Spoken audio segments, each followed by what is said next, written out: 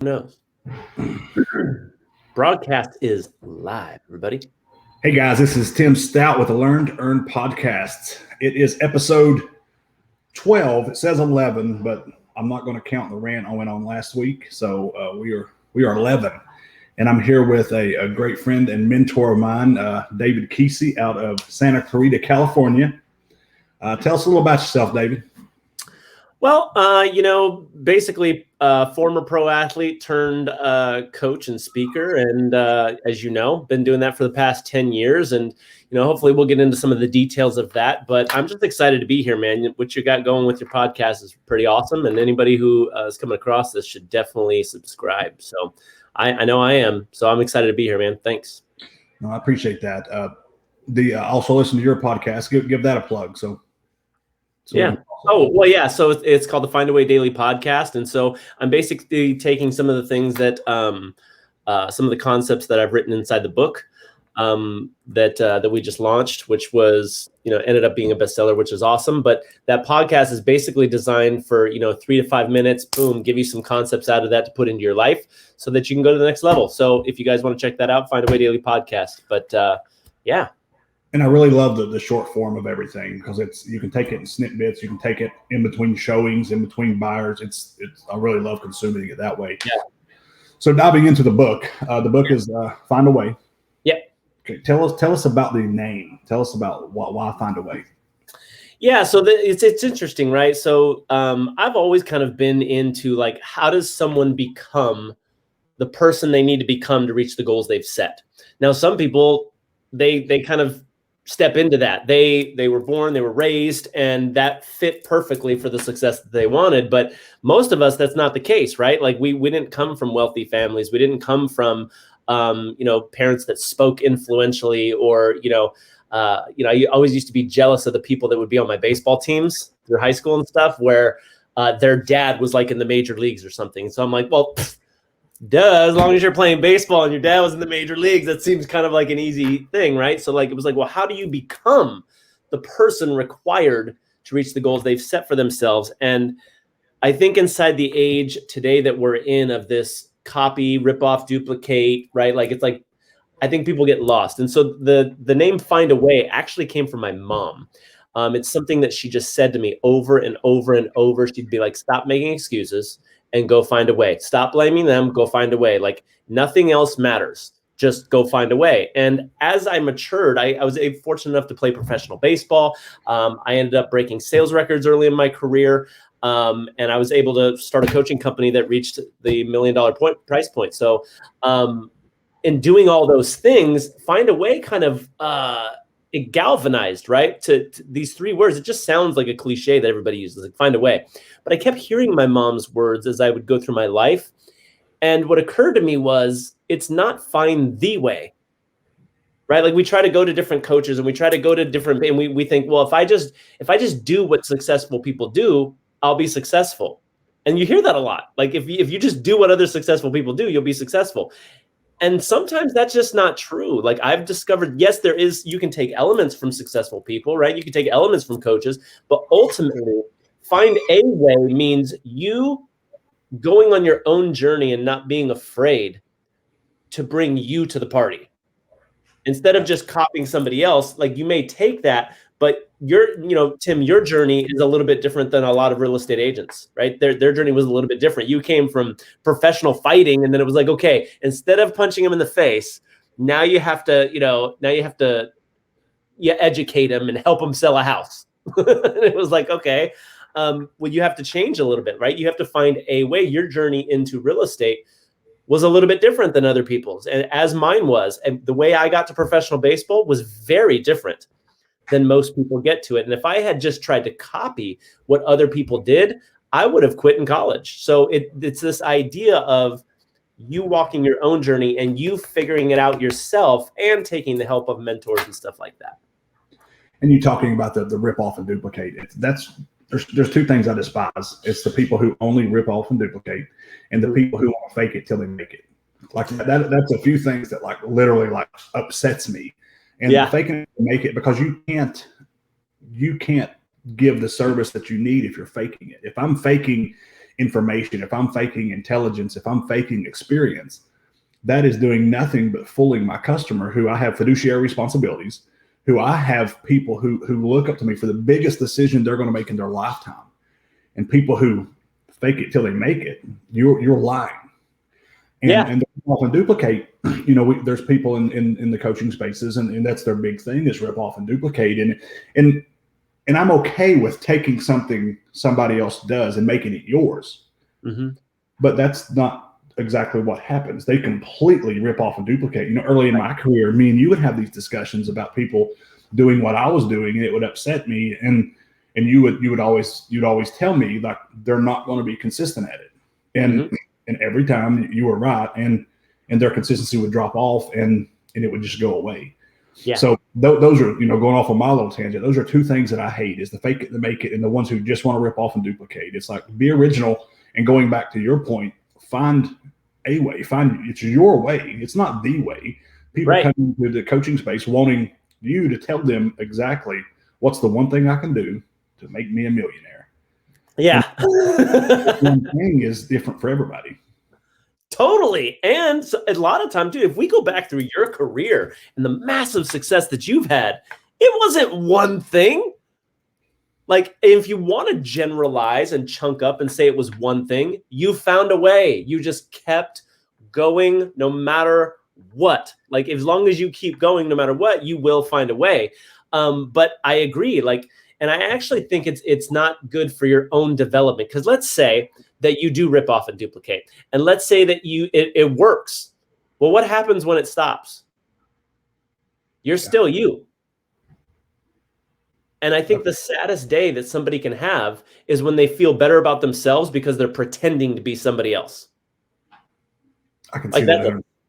That's a sad day.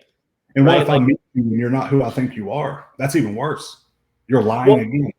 So check this out. I was going through social media the other day, and I saw this coach. And since we're on this topic, I might as well bring this up. I saw this coach who joined this other mastermind, right? And he was on this yacht and everything. I guess he paid a lot of money to be on this yacht and everything. And he was like doing the whole "I'm on a boat" thing, right? Like he was doing that kind of thing. And all of a sudden his social media took off. So apparently he joined this mastermind, and then his social media just took off. Engagement, everybody acting like they're buying his stuff. Oh my God, I'm in. Oh, your stuff is incredible. Doing testimonial videos for him. And I'm like, where did this dude over a 30-day period go from, zero to allegedly making $100,000 a month and having this life-changing course that he created? And what occurred to me was, I'm like, you and I know, we've walked the journey. Dude, if you could do it in 30 days, I would sell it. Absolutely. I would figure out how to package it and sell it. And I'm like, there's no way. I smell bullshit here, right? So I'm going through social media. I'm looking at all the people that are commenting, and there are other coaches that are in his mastermind, the mastermind that he had joined, that have made an agreement. Dude, we'll all pretend that we're signing up for each other's stuff to fool people into thinking that we're really good and they'll buy. And that's the damn world we live in. Right. And so, but yet there's this lack of integrity, right? Because he's saying that he's having these big $100,000 months and he's like a top 10 coach and all this stuff. And yet he's doing videos out of his, studio apartment. And it's like, there's no such thing as integrity now, because your opinion has to matter. With society, and your opinion has to matter. It allows people to do this type of shitty activity, because you have to respect their opinion now. And that's crap. Yeah. And so it's interesting, right? Like, and you and I talked about this years ago, which was like, I used to work for a company that very big powerhouse, right? And I used to break all these sales records from stage speaking, and they'd be like, well, how do you do it? How do you do it? What clothes are you using? How are you doing it? And I would literally just tell them, be awesome, because nothing else pays. Like that at your core, you just have to be the real deal. And ultimately, dude, like, how do you get that way? You get that way by taking the punches. You get that way by doing the training. You get that way by doing the work that nobody wants to do. It's interesting. People want to be an orange, but then when you squeeze them, lemon comes out. And no matter how much they try to make themselves look like an orange, they paint themselves orange. You squeeze it and a lemon comes out. And ultimately, that is a recipe for disaster. ultimately down the line. And like I said, the saddest day is when you are pretending to be somebody else. So now you feel good about yourself. So I just think Find a Way is making it's a commitment that you're not afraid to walk into the darkness and figure it out. Once you've overcome the fear of failure, you're on your way to success. But you cannot hit success if you still, what happens if this happens? Well, you got to put all that shit aside and you got to start marching forward and being okay to fail. As long as you're fighting the right fight for you, it's okay to fail. Yeah. And speaking of that, dude, that's a question that I would ask you is like, how much did your background of fighting teach you to do that? Just like a sword only sharpens when it hits something harder than it is. That's how a sword sharpens. You hear the term sharpen the sword, sharpen the axe. Your goal is to lose every day in training. The weights need to be stronger than you. Your boxing partners need to be better than you. Your grappling partners need to be better than you. Everything needs to be better because you need to lose in so many hundreds of situations before you ever get to the ring or the cage. So you're ready for every situation. If I'm the top guy in my training camp, I'm not being put under any pressure. Diamonds are made under pressure. So I have to put myself into the pressure cooker, which is losing, to allow me to get to my peak performance. So fighting background in that. Yeah, which is interesting because I watch how you coach fighting, right? Like, and it seems, and people from the outside would say, why is it that like everything that Tim Stout touches wins? Right? Like he's got this, he was a professional fighter. His fighting gym is off the charts. His real estate game is off the charts. Like everything he seems to touch wins. And I saw a video from you years back that I still tell the story of to this day, where you sent me a video of somebody who wanted to coach with you personally. They wanted you to coach them on fighting. And you said, okay, great. And you sent me this video of this dude getting the shit beat out of him in a ring by 3 other guys. And I'm like, what the hell is going on? And you were like, yeah, he wants to coach with me. So I threw him in the ring against 3 other guys because I can teach you a martial art, but I can't teach you how to fight. And so it's that concept of, I want to see what you do when you can't win. Are you going to give up? Are you going to fold pressure? Or are you going to bring it? Yeah. And you got to be put in that situation, and life is that situation. Life and business, entrepreneurship, and fighting. You put me against 3 people, there's a good chance I'm not winning, but there's a really good chance there's 3 people going to leave with lumps on their head because that's my goal. Because right. My victories change a little bit. Yeah. And I think that's an interesting point, right? Like I think one of the most profound things I learned in martial arts was, stop trying to act like you're not going to get hit. And I think that a goal for a lot of people is, how do I get success without the pain? But you literally, like, if we go back to, Find a Way, it's assuming that you're going to get hit. If you have a goal and you're like, I want to do this, I want to make $1 million a year, I want to make $100,000 a year, I have a goal, I want to win this championship, I want to do this. You have to assume that you're going to get hit. And in fact, it's the hits and the pain that are required. I mean, think about it like this, dude. Think about back to all the losses you took, all the rejection you got in real estate early on in your career. Think back to all the pain that you got. Would you trade any of that, being that it made you who you are now? Absolutely not. Getting hit and taking your losses, I compare it to Christmas. Everybody's like, well, how do you deal with getting hit? I said, it's like Christmas. It's better to give than receive. Somebody's always giving you a present, like always. So it's going to happen. You just got to be okay with it, and you just got to be able to deliver more. And speaking of my journey, it was a lot of what it helped me is just the power of consistency. It's like, because nothing I did started off great. It was nothing. I remember the conversation we had early in the career about like, why are you making me do all these videos? These videos, they're not doing anything. It's the only time I've ever questioned. There's not doing anything. And it was months and months and months. And then finally we had an explosion, and it's like, I guess I'll sit back in my seat. I remember that conversation. It was the only time that you had really questioned me, because you're so coachable, right? Like, and anybody listening to this podcast right now, it's interesting how you picked Learn to Earn podcast, because you're somebody who is constantly learning. And you're probably the most coachable person I've ever coached, where if I tell you to do 10 things, 10 of them are done, not by, like, so some coaching clients wait till next week and they get it done right before the call, right? Your stuff, if I have a call with you at 9 of those things are done by noon. Like, you get off the call, wham, and you go implement. And that was the only time. And I mean, how long have we been together? Like, we've been working together for a long time. Like, that was the only time out of all the years we worked together that you were like, and all you said was this: Coach, I got a question. Yeah. Are you sure about this? Yes, I'm sure about this. Okay. And then you just kept doing it. And I remember that it was March. I forget the year, but it was March, and it just went smack. And like, you never looked back. And I think that find a way, right? Find a way is that, because you had been doing it, I think it was like 4 or 5 months. There was nothing. Yeah, it was, I mean, I'm talking like less than 100 views too. Yeah. And I think that that's the ultimate equalizer, right? Think about it. You have a very high threshold of pain. You can take a very high threshold of rejection and loss and pain and still keep going. And yet you still were like, are you sure? Right? Most people, the ultimate equalizer is, and you said this was your words, this wasn't mine. You said, if you're not willing to do something for 6 months consistently, don't even start. Yep. And that, if anybody's listening to this podcast right now and they're wondering, like, why hasn't it been working for me? I would just ask, have you done it consistently for 6 months? Wholeheartedly, consistently, not just doing it to be doing it. Don't be doing it. Yeah. Yeah.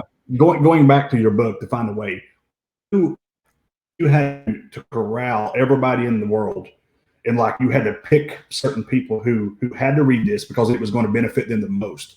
Who would that be? It would be athletic people. So people who played sports growing up, or, you know, they don't have to be professional, but people who have that athletic mindset that want to be driven to win. Somebody who might feel stuck, somebody who's an entrepreneur, you know, real estate agents, coaches, leaders, sales leaders, team leaders, all these kinds of people. I think that it would really benefit you to be able to read this. Now, I think the biggest thing that it would give you is ideas, right? So like, my coaching style is not to always tell you what to do. I will sometimes, right, if you don't sneak up on it. But my coaching style is to provide the space for you with certain contexts where you come up with it. Because here's the thing, as a leader, people support what they create. And so I don't want to, in my book, what I tried to do is be as little egotistical as possible and say, look, an idea that I give you will last a couple minutes, but an idea you come up with will last a lifetime. And so anybody who feels stuck and they just can't seem to break out and they need a breakthrough, that's who I would recommend the book for. And speaking of what you were just saying about talking to people, not giving them the answer, but allowing them to come to their own conclusion, is that has, and you said it before, that I think like a marketer. Like, you know, I'm a salesperson, but I'm successful because I think like a marketer. And that is because you didn't give me the answers early on. That's because you forced me to think. You forced me to go outside the box. You give me the set of questions of like, who's looking, who's watching, what do they need to hear, what do they need to get from this? And it's that whole concept had allowed me to think like a marketer and not a salesperson. Right. I remember all the Marco Polos that we did. And actually, you know, I'll give you some insight on this side, on the coaching side of this conversation, is that in the beginning, you know, we would Marco Polo videos and back and forth, and we'd be talking in between calls and all that. And it'd be, and I could see you would be like, what do you think about this video? What do you think about this? What do you think about this? And I would coach you on it and ask you about this and ask you about that. And then there came this point, and I tell people this story, there came this point where the Marco Polos from you stopped, and you would just be posting content. And I'd be like, damn, that's badass. That's a good piece of content right there. And I was like, you know, the birdie flew the nest. He doesn't need my advice anymore. Now, you still come to me occasionally, right? But there is a sense of pride that it's like, wow, look at that dude. That guy learned how to become a marketer.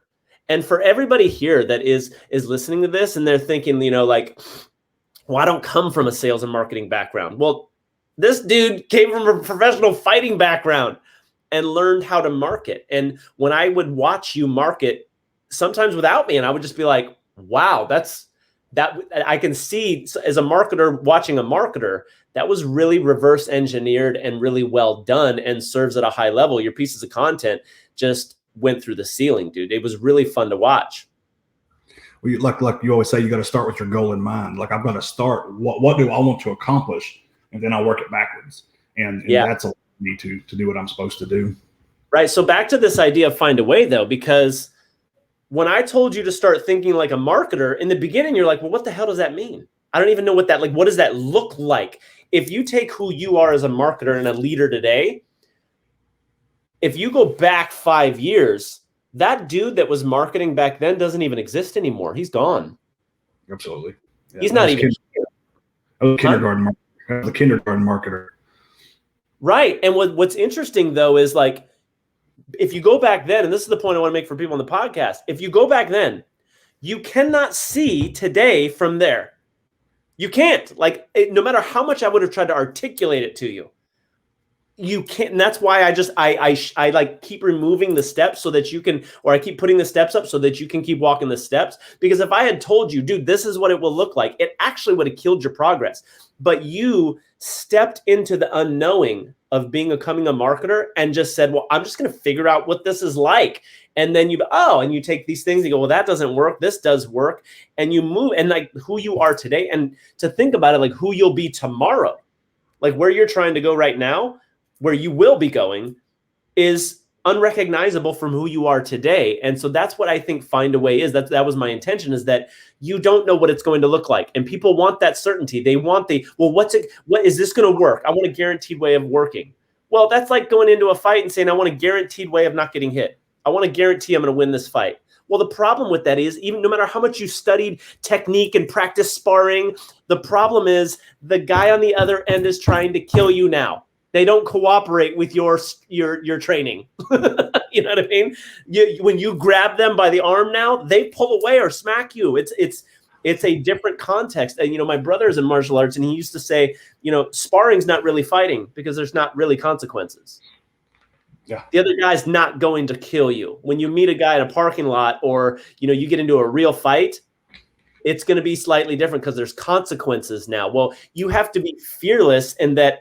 And if I was to really drive home the punchline here, I think that find a way is having blind faith in your ability to figure it out and walking into the darkness, even though you can't see it. Now, coming into the book again, the find a way, coming into the book, you're going to realize who you are and who you're not. Almost like, because you're coming into, when you're reading this, it's almost going to be like an identity thing. So talk about that. Like, where do I have that realization, and how do I overcome that? Yeah, so I think that's a big one, right? And I think this goes back to where you're coming full circle here of this idea of rip off and duplicate. That's the problem with it, is that you don't know who the hell you are. And so you don't know how you do what you do. So I'll give you an example. Like, who I was as an amateur baseball player versus a professional baseball player was completely different. In college ball, I was a doubles home run guy. When I got to pro level, I realized, wait a minute, identity shift. That's not me. I can't hit home runs at the pro level with a wooden bat and a dude throwing 95 miles an hour. I'm a singles guy.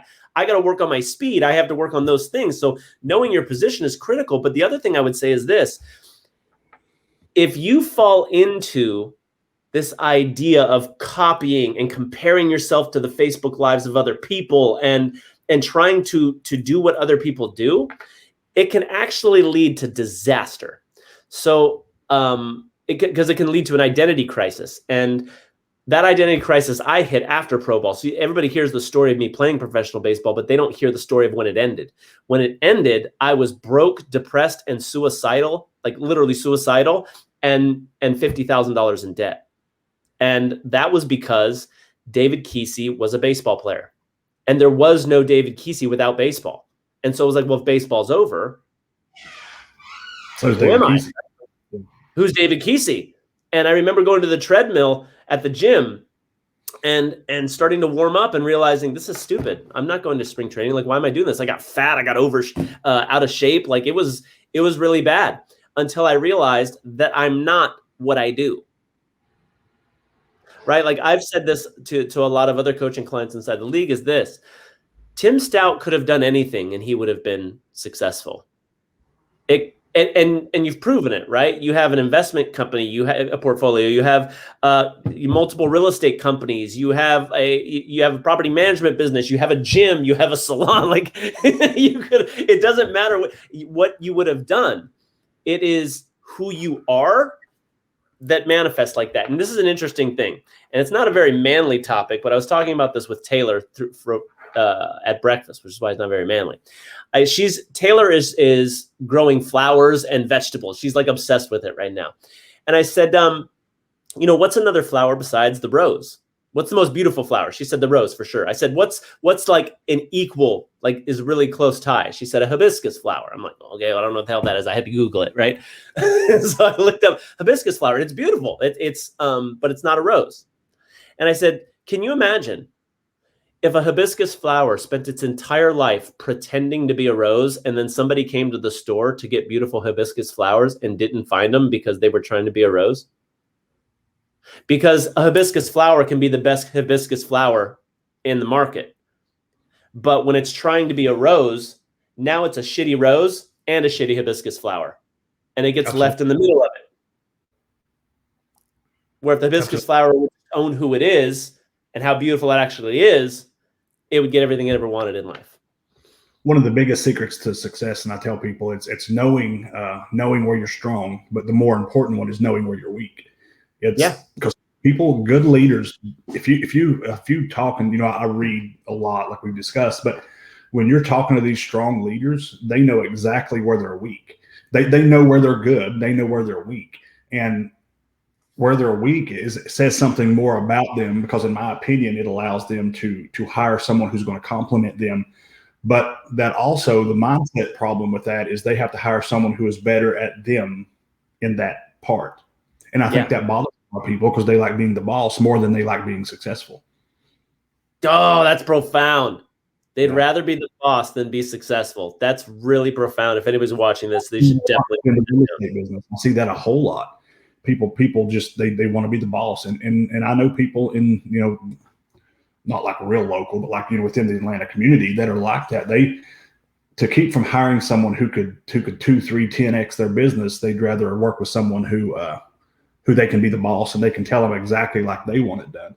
Because exactly like I want to do it is not how it needs to be done if it's anything besides marketing and sales. I need someone else to do that. Yeah. So coming through this, figuring out who we are, how do we, and it's I'm asking you because you had to walk me through this process a lot. Mm-hmm. How do I keep from walking through the process, realizing who I am? How do I keep from comparing myself to everybody in the market? Because it's like my big thing was, you're like, Tim, you are competing versus you. You are competing with you. Yeah. Quit competing with the market, because you're only dealing with the highlights. And how do I do that mentally? How do I go through that?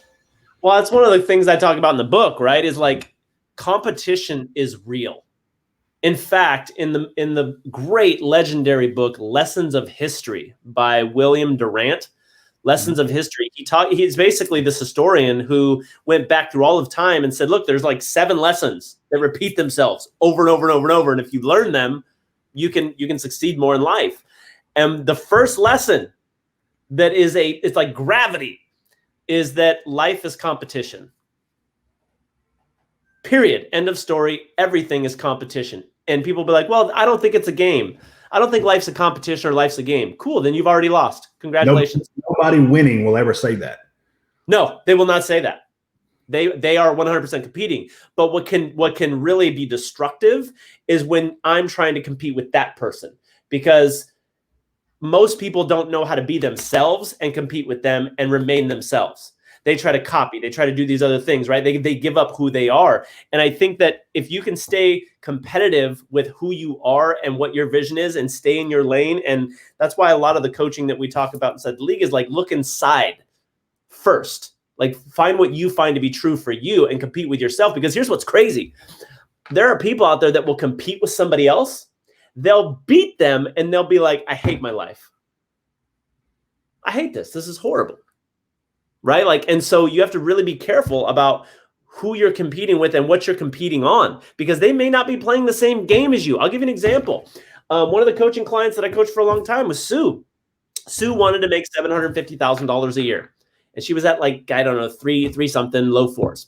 And I was like, okay, 750, that's the goal, right? Yes, boom. She hits like 786. She goes to the company awards and somebody else gets the award for most transactions. They've got this team, most transactions, massive team, right? Low profit margin. Guy made like $250,000, but had more transactions than everybody else because he just doesn't know how to run a team. She calls me up crying her face off. Oh my God, I didn't get the award. I'm like, the game was profit, not transactions. I was like, do you care how many transactions you get or how much you make? How much goes in your bank account? She's like, well, my bank account. I'm like, you made 3 or 4 times what he made, but he got the award. And so you're pissed. You know what I mean? I heard something yesterday. Your ego is not your amigo. Yeah. And you're exactly right. People get caught up in that race and they want to be number one, but at what cost? You're number one. When I bring on agents, we're talking, and it's the conversation is like, the reason the team, and you're trying to tell them about the team and who fits the team well. And it's like, is your goal to be a guy with his name on the signs, a guy on the billboard, a guy that's in the news, or do you want a really fat wallet? Because if you're the guy who wants fame more than you want money, the team is not for you. No. But if you want a recipe for success, if you want to make whatever the money is you want to make, if you want a life that you can actually spend that money, a lot of people make a lot of money, but they're so busy and their life goes all to hell because they can't control it at the level they want to do, then a team is for you. A team makes that easy. A team is the easy button, but not everybody wants that. Right. And not any team, right? But I'll say this, like for anybody listening to this podcast, I've watched you build this team. Mm-hmm. This team is basically, look, if you want to make money, here's how it works. You plug into the system, you make money. I don't know how much easier you would want it. Like if I went back into selling real estate and I went into the Atlanta area, I would 100% jump on your team because it's that simple. I don't have the risks. I don't have the, and I'm a guy that doesn't need the fame, right? Like I don't care. I want to serve people and I want to make money. That's it. And so like, and you're right. If you want your name on a billboard, at what cost, right? Like, and we've had these conversations many times. What is the goal? Is the goal market share, revenue, or profit? Profit. And I say this to business owners, and they're like, "Well, all of it." And I'm like, and that's why you're losing. Yeah. You can't go after all three at the same time. They're all different business models. Different ones have higher expenses. And how many people have we seen that will come to your team, and occasionally, right, there's somebody who will be on your team that's like, you know what, I could do this on my own, and then they go off on their own, and they tank because they don't realize the weight you're carrying to provide that for them, the expenses, the branding, oh my God. The level of value that is provided in that area for you to be able to, think about this. Your team is literally built so that somebody can just plug in, make money. Anybody listen to this, do you know how effing hard that is to build? It's hard. If there was a team like this when I started real estate, any other business I've been in between running gyms, working the detention centers, I was always the number 2 guy. And I was always happy with the number 2 guy because I had zero risk. Yeah. I made money. And I got to help somebody push the goal. When I got into real estate, I wanted to be somebody's number 2. Like I looked and but for me to work with you, they've got to be a high level of respect. And sure. I either didn't know that or I didn't see that. And so I had to start my own, but it's to your thing. It's we eat all the risk. So it's a little different. Dude, you're one of the rare people that I've seen that can be a great leader and also a great number 2. I believe I am, but that's kind of like self-diagnosing, right? But I think that you're one of the most coachable, like you also do great work for other leaders for sure. And yet you are an amazing leader as well. It's very rare. Usually great leaders are pain in the ass number 2s. coming into, and I'm pulling up my notes. Yeah. The book. It was something about, about the book. So you're a performance coach. I mean, is that what you would call yourself? Right. Like I did this post the other day on social media about like, how do you see me? Am I a performance coach? Am I a mindset coach? Am I an influence coach? And everybody said something different, right? But the main common things was, you're basically a high performance coach that teaches influence like a badass. So there's this sales aspect to it too. But I'm just me. I don't know. What you do. And what I was wanting to give, as we wrap up, I was wanting to give a shout out about, I've been to your events and I've seen people literally like, when you do the, if you want to sign up for coaching, it's in the back. If you don't want to, cool. Yeah. You do that. And people are like, and I hear the conversations that you have, because I'm always in the front of the room because I've got to be learning. Yeah. And I hear people are like, Coach David is like, I can't afford coaching. And your coaching is not extremely expensive.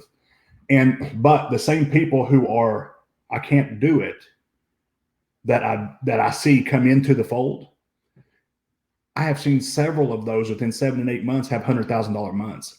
How do you explain that in a few minutes? Like how do you explain what their transformation, what are they doing? That's a good question. So first of all, if you say you can't afford it, you're right. Dude, I remember the day you signed up for coaching. You couldn't technically afford it. Absolutely not. You were like, I got to hurry up and make some more sales so I can replace the money that I paid for coaching. Well, she's killing both of us. She can come hunt you down. So that's just a bullshit excuse. And it doesn't mean that I think that you should just do it anyway. Like if you don't feel inspired to do it, don't do it. I mean, when I signed up for coaching, I borrowed the money from my brother. I was 50 grand in debt.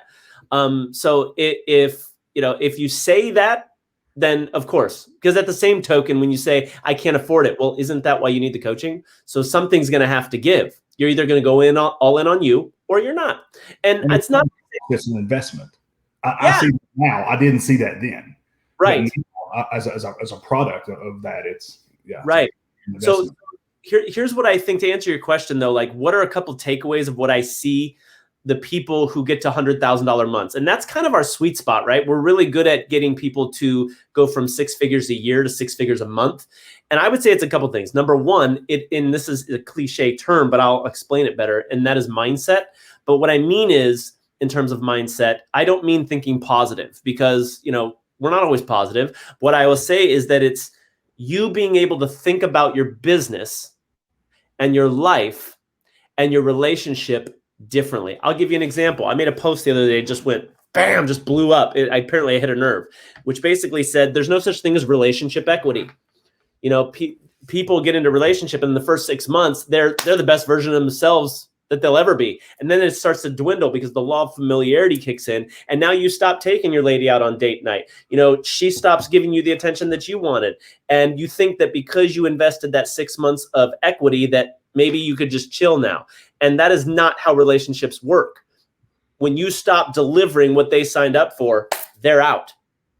And a lot of people don't think about it like that, right? So when you think about your relationship like that you have to keep dating your wife, that you have to keep dating your husband, that you have to keep dating that person that you're with, that's a very different perspective. You think about it differently because you keep trying to seduce them. You keep trying to be playful. You keep being passionate and seductive. You could keep being those things, and that creates a better relationship. Well, in business, the way you're thinking about your business right now has you at the production level you're at. I'll give you an example.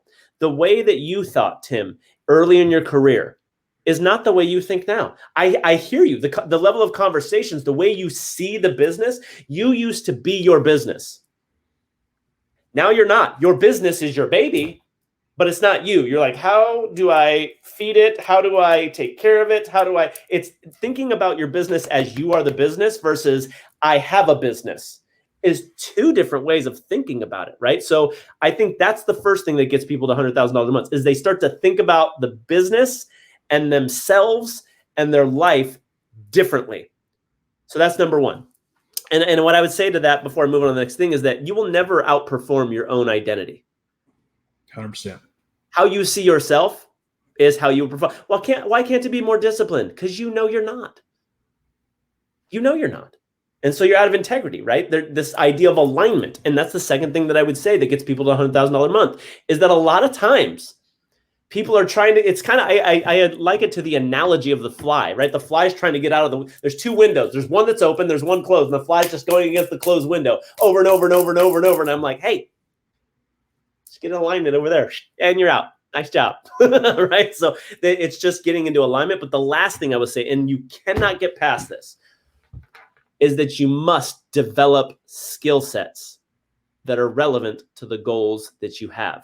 You will not consistently over the long term be successful without newly developed skill sets. And for most of the people that go to $100,000 a month, it is the language that they speak. How they communicate is the skill set that improves their relationship. It's what improves their business. It's what improves their sales. It's what improves their own life. And so it's a skill set of communication. That's the three things that I would say make somebody go from 6 figures a year to 6 figures a month. Awesome. If I want to get a hold of your book, if I want to buy your book, where do I find it? Findawaybook.com. Findawaybook.com. Or you can go to my website, David Keesee, but Keesee's, Wheel of Fortune winner. I think it's Wheel of Fortune, right? E. So go to findawaybook.com. Go get it for free over there. And I'd love to get into your world and help you any way I can. I'd love to hear from you guys. Awesome. I appreciate you being on the podcast, and I'll talk to you soon. If they want you on social media, what's the best way? Just hit me up on my profile or on David Keesee. You'll find me. Awesome. Yeah. I appreciate you, and I'll talk to you soon. I appreciate you, brother.